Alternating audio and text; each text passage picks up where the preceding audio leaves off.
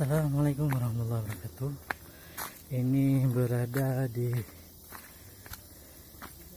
taman perbatasan di Sare, perbatasan antara Cibesar dan Pidi.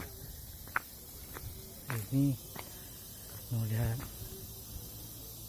lokasi bersama Alfi, fotografer kita, untuk memotret rewet Hanafiah bersama Pida. Di sini tempatnya bagus di kawasan Selawah, Sare, Acibesar. Nih ya. Nah.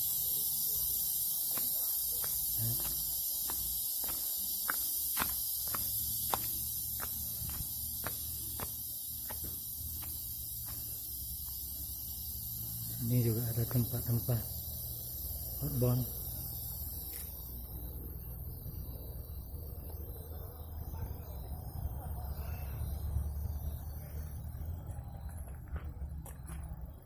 Ini ada pohon-pohon pinus yang begitu tinggi dan lurus. Pinus. Ini masih melihat lokasinya sangat indah ya.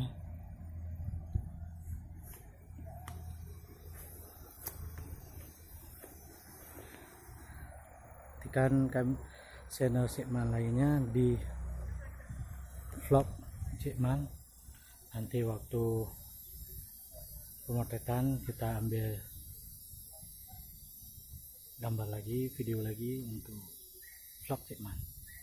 Sekian dulu, kami lihat-lihat dulu tempatnya dimana yang bagus untuk rewet kawan kami Hanafiah sama Fida.